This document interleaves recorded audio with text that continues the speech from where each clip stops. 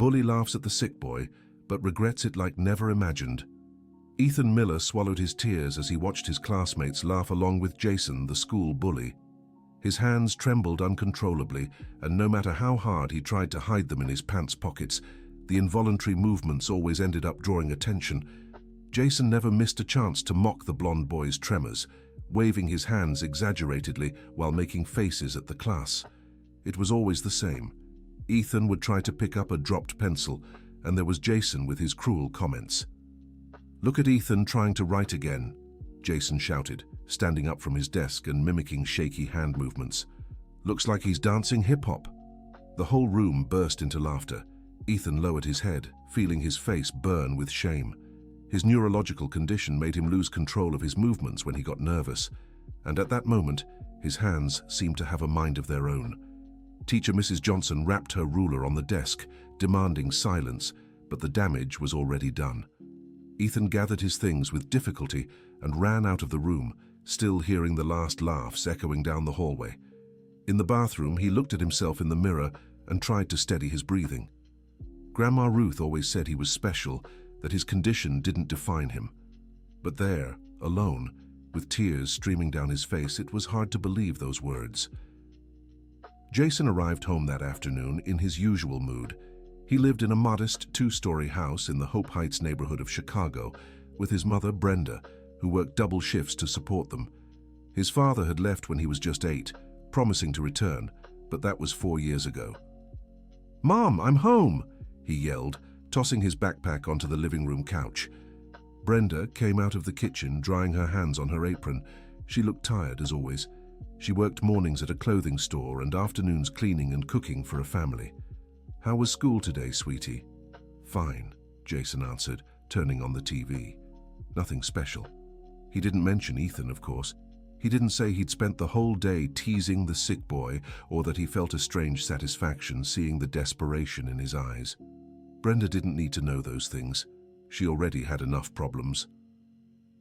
Meanwhile, across town in Lincoln Park, Ethan arrived home to find Grandma Ruth preparing his favorite chamomile tea. Their small, cozy house always smelled like cornbread and had plants in every corner. "Come here, my love," she called, opening her arms. "How was your day?" Ethan rushed into his grandmother's embrace and broke down. He told her everything. Jason's imitations, the class's laughter, the shame he felt. Ruth listened quietly, gently stroking her grandson's blonde hair. "You know what I think, Ethan?" she said, looking into his blue eyes. "I think that Jason is hurting too.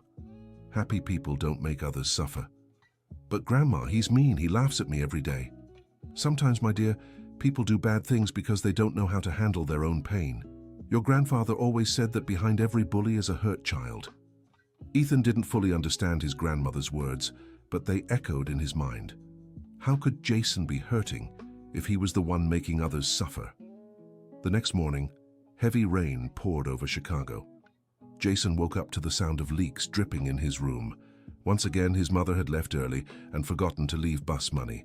He'd have to walk to school in the rain. Dear listener, if you're enjoying the story, take a moment to like and especially subscribe to the channel. It helps us a lot as we're just starting out. Now, continuing. By the time he finally reached school, Jason was soaked and shivering from the cold. His sneakers made a squishing sound with every step, and his clothes dripped onto the hallway floor. Some classmates laughed when they saw him walk by, and for the first time, he truly felt what it was like to be mocked. Ethan was near the gate when he saw Jason arriving in that state. Grandma Ruth always drove him to school, and that day was no different. Something stirred inside him when he saw the boy who tormented him so much looking so vulnerable. "Grandma," he said softly, "can we give Jason a ride?" Ruth looked out the window and saw the drenched boy walking with his head down. Without hesitation, she honked and waved for him to come closer. "Hi, sweetheart. You're Ethan's classmate, right? Get in here, you're soaked." Jason stopped, surprised. It was the first time someone from school had offered to help him. He glanced at Ethan, who was in the back seat, and hesitated for a moment. Why was this boy he'd harassed so much being kind to him? "No need, ma'am," he muttered, but Ruth had already stepped out of the car with an umbrella. "Nonsense. My mother always said a wet child catches pneumonia. Come on, come on. Jason got into the car, soaking the seat. The silence was awkward. He could feel Ethan's eyes on him, but couldn't bring himself to look back. What's your name, sweetie? Ruth asked as she drove. Jason, Mom. What a lovely name. And where do you live, Jason? In Hope Heights. Ruth remarked about how far the neighborhood was and asked if he always walked to school. Jason explained about the bus, about his mom working long hours, and without realizing it, he began opening up. There was something about this woman that made him feel safe. When they arrived at school, Jason mumbled a barely audible "thank you" and quickly got out of the car. Ethan was lost in thought the whole way home after class. That night, Ruth made a call to the school. She wanted to talk to the principal about the bullying Ethan was facing, but also about Jason. Her experience as a retired teacher told her there was more to the story than met the eye. Mrs. Johnson, she said over the phone, this is Ruth, Ethan Miller's grandmother. I need to speak with you about a situation at school. Principal Patricia Johnson listened carefully to the account of the bullying. She knew both boys well. Ethan, with his neurological condition, had always been a dedicated and kind student. Jason, on the other hand, was constantly in trouble and had a history of aggressive behavior. I'll call both boys in for a talk tomorrow, Patricia promised, and I'll also reach out to Jason's mother. The next day, Jason was called to the principal's office. He sat in the chair facing Patricia, trying to keep his defiant posture, but inside he was nervous. Jason, do you know why you're here? Because of Ethan? He asked, as if it were obvious. Exactly. I need you to explain why you've been harassing your classmates so much. Jason shrugged. He didn't know how to explain. It was like something stronger than him took over. When he saw Ethan with his trembling hands, he felt a mix of anger and superiority he couldn't control. He's different, was all he could say. And what's wrong with being different, Jason? The boy stayed silent. Patricia continued, did you know Ethan has a neurological condition, that he can't control those tremors? Imagine how he feels when you mock him in front of everyone. For the first time, Jason seemed uneasy. He'd only ever thought of Ethan's condition as something funny to tease, never as something the boy couldn't help. I'm going to call your mother, Patricia concluded, and I want you to think hard about your actions. When Brenda got the call from the school, she was in the middle of her shift at the store. Her heart raced, thinking something serious had happened to Jason. Upon learning it was about bullying, she felt a mix of shame and worry. I'll come there to talk with you, she said, asking to leave work early. That afternoon, mother and son sat in the principal's office for a serious conversation. Brenda was visibly embarrassed, and Jason could tell he had disappointed his mother yet again. Jason, Brenda said firmly, you will apologize to that boy. And if I find out you did anything like this again, you'll be grounded from TV for a month. Jason nodded, but inside he was furious. He didn't understand why he had to apologize. Ethan was different, and everyone could see it. However, the days that followed were different. Jason tried to avoid Ethan, not because he felt guilty, but because he didn't want more trouble. Yet something strange happened. Without the blonde boy to pick on, he felt empty. During gym class, Coach Wilson decided to pair students up for an activity. As always, Ethan was left last, and the only partner remaining was Jason. I'm not pairing up with him, Jason said loudly, crossing his arms. Jason, everyone else already has a partner. It's either him or you sit out, the coach replied. Then I'll sit out. Ethan felt a stab in his chest. The rejection hurt more than any teasing. At least when Jason bothered him, he paid attention to him. Now, not even that. The coach got annoyed and gave Jason a warning, which he accepted without complaint. Ethan spent the rest of class sitting on the bleachers, watching his classmates have fun while fighting back tears. That afternoon, when he got home, he told Grandma Ruth everything. She listened quietly, then made a suggestion that surprised him. How about you invite Jason over to our house? What? Grandma, he hates me. Sometimes people act mean because they don't know any better, sweetheart. Why don't we show him what a real family is like? Ethan thought the idea was crazy, but Ruth had already made up her mind. The next day, she approached Jason herself after school. "Hi, Jason. Remember me? I'm Ethan's grandma." Jason stopped, surprised. He remembered the woman who had given him a ride in the rain that day. "I wanted to invite you over," Ruth continued. "How about coming to our place on Saturday? I'm making a special lunch, and I thought you and Ethan could spend some time together." "I don't know, Ma'am," Jason stammered. No one had ever invited him to a classmate's house before. "Think about it, dear. It'd be a joy to have you there." That night, Jason told his mother about the invitation. Brenda was surprised but also relieved. Maybe it would be good for her son to experience some healthy family time. "You should go, honey," she said. "That woman seems like a good person." On Saturday, Jason arrived at Ethan's house nervous and suspicious. He didn't know what to expect. Was it a trap? Would Ethan try to get back at him somehow? But when Ruth opened the door with a huge smile and the smell of home-cooked food filled his nose, something inside him settled. "So glad you came, sweetheart.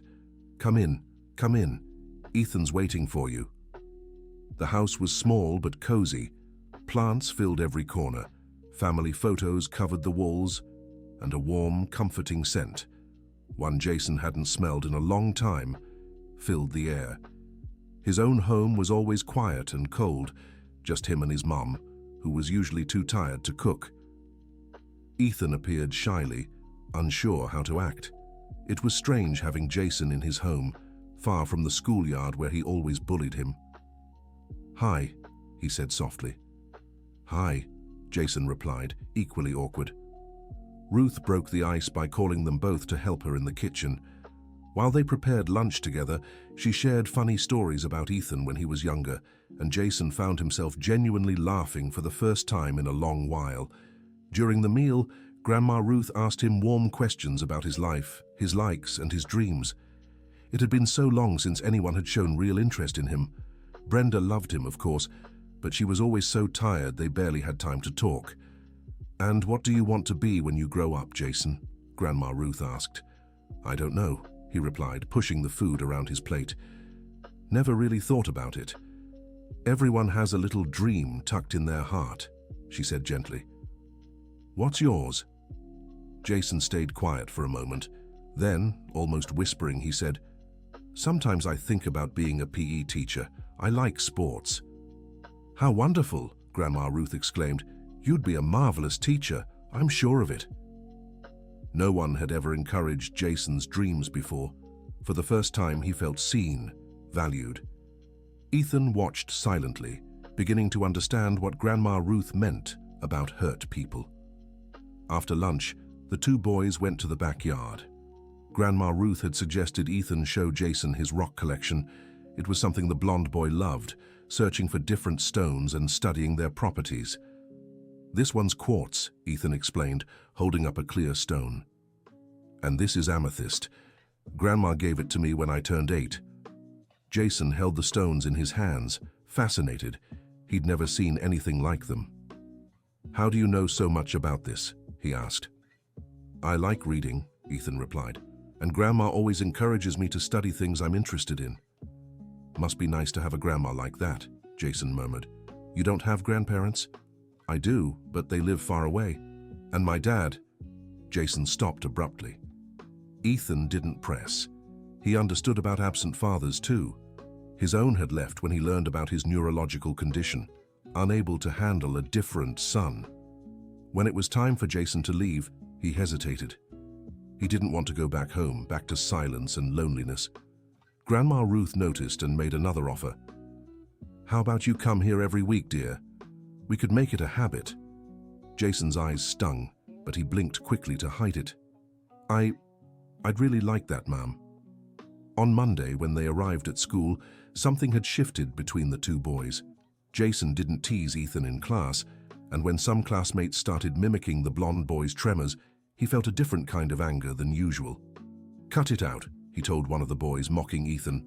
"Whoa, Jason, you always do it too," the classmate replied, confused. "I said stop," Jason repeated, firmer this time.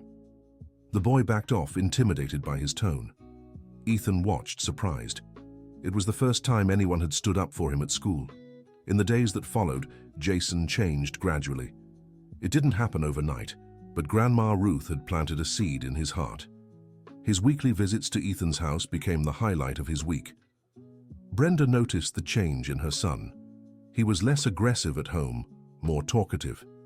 When she asked about his friendship with Ethan, Jason told her about his grandma, about how welcome he felt in that house. "I'm proud of you, son," she said, hugging him, "and I think I should meet this lady who's been so good for you." Dear listener, if you're enjoying the story, don't forget to like and subscribe to the channel. It really helps us newcomers out. Now, continuing. That's how one Saturday afternoon, Brenda showed up at Grandma Ruth's house to pick up Jason. The two women met and immediately took a liking to each other. "You have no idea how much your grandson and you have changed my son's life," Brenda said, tears in her eyes. "Oh dear, Jason is a wonderful boy. He just needed a little love and attention," Ruth replied, pouring coffee. The two talked at length about the challenges of raising their boys alone. Brenda shared about Jason's absent father, how hard it was to work so much and still handle her son's upbringing. Ruth spoke about Ethan, his struggles in school, and how she tried to make up for the lack of parents with plenty of love. "You know what I think?" Ruth said. "I think our boys can help each other. Jason can protect Ethan at school, and Ethan can teach Jason to study better." "That would be wonderful," Brenda agreed. "Jason has always struggled in school, maybe with a studious friend like Ethan." And so, a friendship was born, one that went beyond just the boys. Ruth and Brenda became friends, creating a support network neither family had before.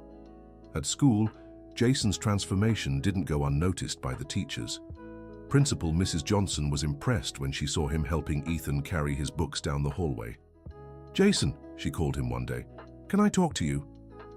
Jason went to the principal's office, thinking he was in trouble again, but Mrs. Johnson smiled when he sat down. "I want to congratulate you on the changes I've seen. I'm proud of the person you're becoming." Jason's chest swelled with pride. It was the first time an adult at school had ever said they were proud of him. "You won't call my mom anymore?" he asked. "Only to tell her good things," Mrs. Johnson laughed. "How about joining the student council? I think you have the potential to be a positive leader." Jason beamed at the offer.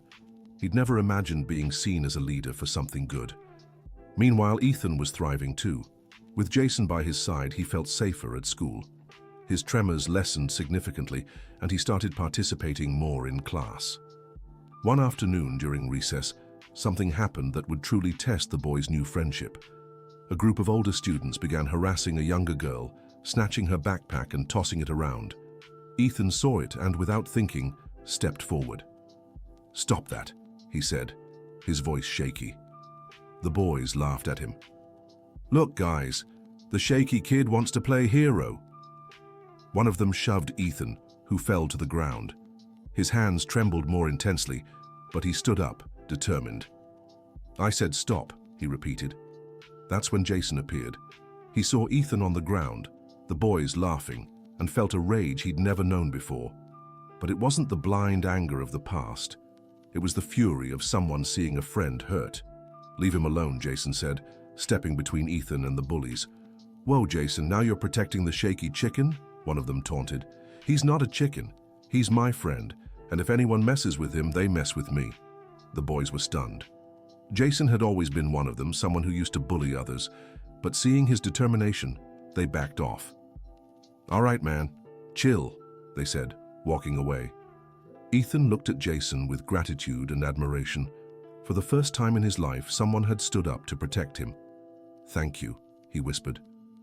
"We're friends," Jason replied simply. "That's what friends do." That afternoon, when they told Ruth what had happened, she was deeply moved.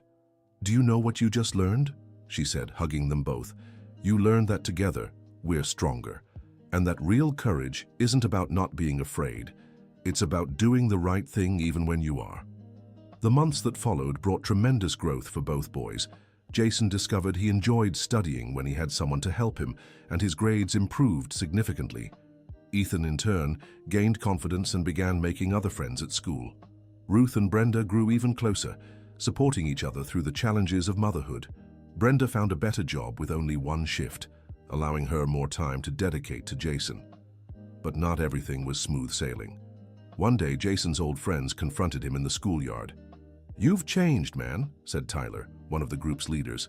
"Now you're defending the sick kid?" "Ethan isn't sick," Jason replied. "He's smarter than any of you." "Listen here," Tyler said, stepping closer threateningly. "Either you start acting like one of us again, or you become our enemy too." Jason looked around. Ethan was nearby, watching everything with concern. He could see the fear in his friend's eyes, not for himself, but for Jason. "Then I'd rather be your enemy," Jason said firmly.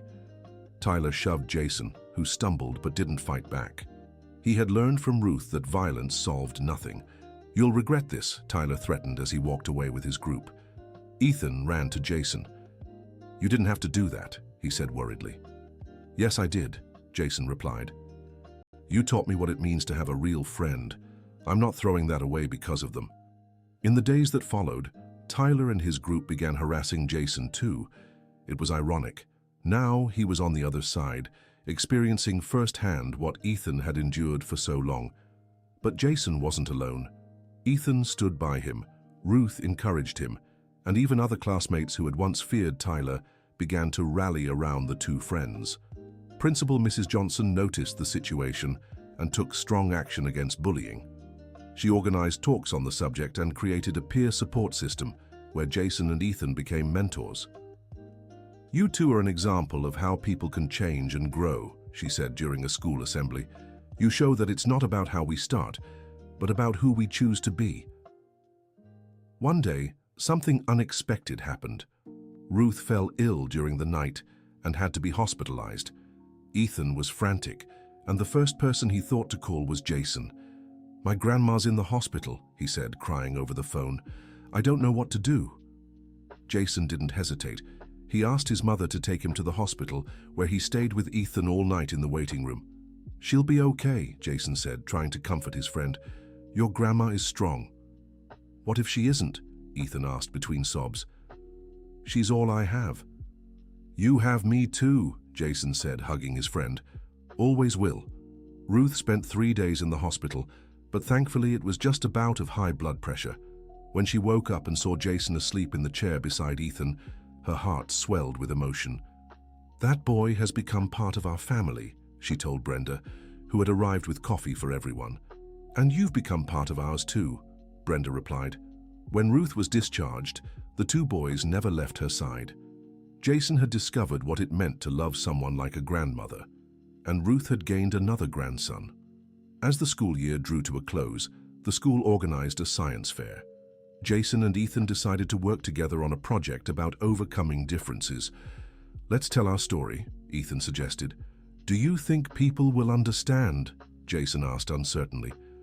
"I think our story can help others like us," Ethan replied. They worked on the project for weeks. They created a display recounting how they had started as enemies and become best friends. They included photos, testimonials, and even a short presentation. Dear listener, if you're enjoying the story, please take a moment to like and especially subscribe to the channel. It helps us a lot as we're just starting out. Now continuing. On the day of the fair, many people stopped by the boys' booth. Their story touched hearts and sparked important conversations about bullying and acceptance. But the most emotional moment came during their oral presentation. Jason and Ethan stepped onto the stage together, nervous but determined. "A year ago, I was a bully," Jason began, his voice steady. "I used to pick on my best friend standing right here, except I didn't know he'd become my best friend. And I was just the sick kid everyone made fun of," Ethan continued. "But I learned that being different isn't a weakness." They shared their whole story, the days of humiliation, Grandma Ruth's invitation, the Saturday visits, the friendship that blossomed, and the challenges they faced together. "What we want to tell you," Jason said, looking at the audience, "is that anyone can change. I changed because I found people who believed in me. And our differences don't make us less valuable," Ethan added. "They make us unique." The audience fell silent for a few seconds before erupting into applause. Many adults had tears in their eyes, and their classmates looked at them with newfound respect. Grandma Ruth and Brenda sat in the front row, crying with pride. Those two boys had grown so much in such a short time. After the presentation, many students came up to talk. Some admitted they'd also been bullies and wanted to change. Others said they related to Ethan because they'd faced prejudice too.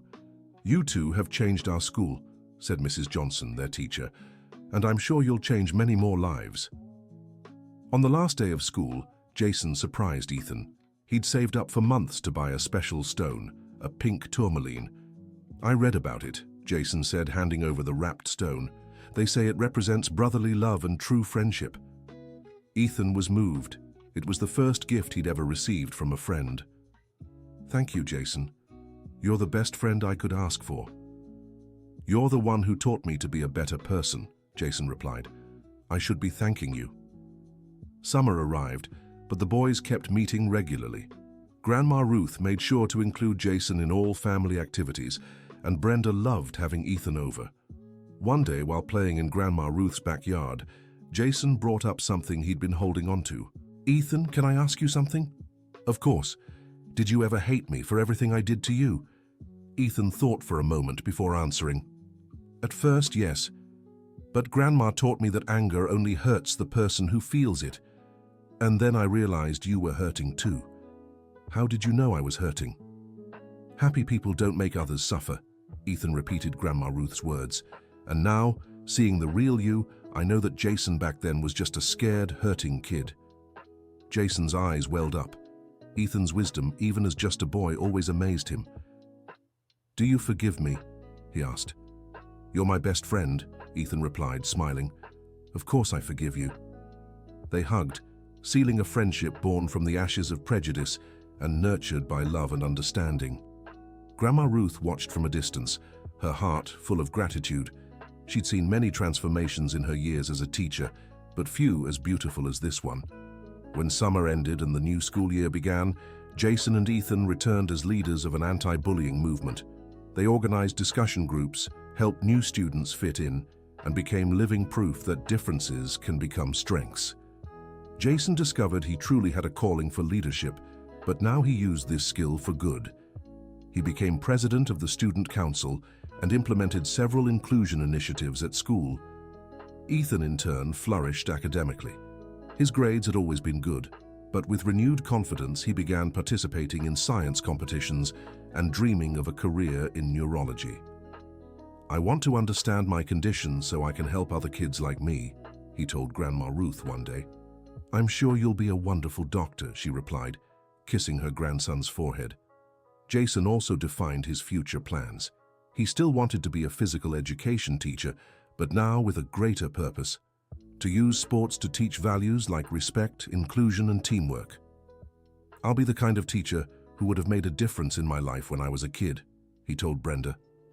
"My son, you're already making a difference in so many children's lives," she answered proudly. During their second year of friendship, the boys faced new challenges. Jason had to deal with his father's unexpected return, showing up with promises of a fresh start for the family. Brenda was torn, but Jason stood firm. "Mom, we're already a complete family. We have Grandma Ruth and Ethan too. We don't need someone who abandoned us." Brenda realized her son had matured greatly and made the decision not to take her ex-husband back. Jason had become the man of the house not because of his father's absence, but because of the presence of true love. Ethan also had his difficult moments. His neurological condition worsened for a time, and his tremors became more intense again. He grew discouraged, feeling like he was regressing. "Don't give up," Jason encouraged him daily. "You're stronger than any tremor." With his friends' and family's support, Ethan found the strength to keep going. He discovered stress was aggravating his condition and learned relaxation techniques that helped him greatly. The two boys' friendship became legendary at school. Teachers used their story as an example in anti-bullying talks, and many other students followed their lead, creating a culture of respect and inclusion. Ruth, now 68, decided to write a book about the boys' journey. She wanted other families to know transformation is always possible, no matter how tough the situation. "You two taught me love can overcome any prejudice," she said, as she typed the first pages. And it's never too late to start over. In their third year of friendship, something unexpected happened. Jason and Ethan's school was chosen to host a visit from a renowned neurologist researching the inclusion of children with special needs in mainstream education. The doctor was deeply moved by the boys' story and asked to interview them. During their conversation, he made a surprising offer to Ethan. "I'd like to mentor you through your studies. You have the potential to become a great researcher in neurology." Ethan was overjoyed. It felt like his dreams were coming true. Jason was happy for his friend, even knowing it would mean less time together. "You're going to shine," Jason said, hugging him, "and I'll always be here cheering you on." As the years passed, their friendship only grew stronger. They grew up together, faced challenges together, and celebrated victories together. Jason became a respected young leader in his community, using his personal experiences to help other at-risk youth. He founded a social project bringing sports to underprivileged children, always focusing on inclusion and respect for differences. Ethan excelled academically and earned a scholarship to study medicine at the country's top university. His tremors no longer limited him. He had learned to live with his condition and even use it as motivation for his studies. Ruth remained the matriarch of both families, always present, always wise. Her book was published and became a bestseller, inspiring thousands of families across the United States.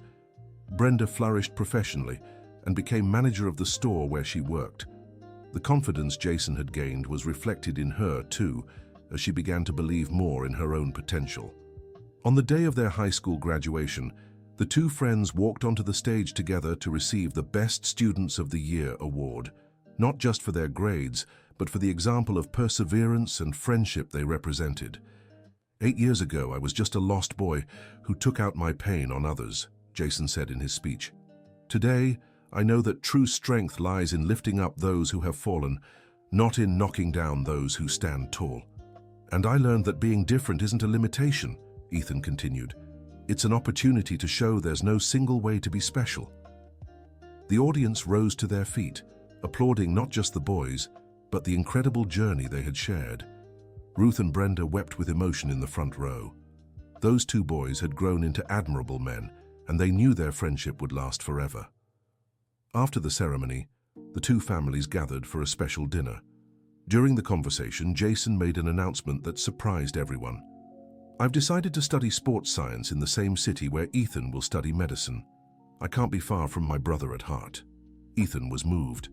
Even after all these years, Jason still chose to stand by his side. "Let's conquer the world together," Ethan said, extending his hand to his friend.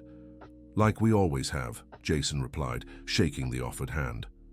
At that moment, looking at the two young men who had become her pride, Ruth felt her life's mission was complete. She had turned pain into love, prejudice into acceptance, and enmity into everlasting friendship. Years later, when Jason became a teacher and Ethan specialized in pediatric neurology, they started a project together, a clinic that cared for children with special needs through adapted sports activities.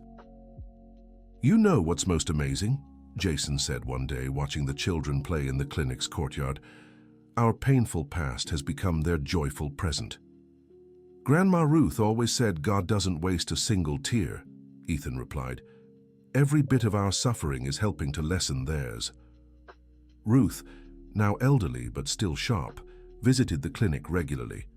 She saw children arrive frightened and leave smiling, and she knew the circle of love had come full circle. "You two were my greatest work," she told her grandsons at heart. "Not the sons who achieved success, but the men who chose to do good." The story of Jason and Ethan continued to inspire generations. Their friendship, born from the ashes of bullying, became a symbol that change is always possible with love, understanding, and second chances. And in every child they helped, in every family they welcomed, in every life they transformed, Ruth's promise was fulfilled. Love always overcomes prejudice, and it's never too late to start again. The boy who once cruelly laughed at another boy's tremors had become the man who dedicated his life to protecting and including children who were different. And the boy who had suffered in silence had become the doctor who restored hope to desperate families. Together, they proved that the greatest friendships are born not from sameness, but from the ability to see beauty in each other's differences. End of story. Now tell me, what did you think of this story of perseverance and true friendship?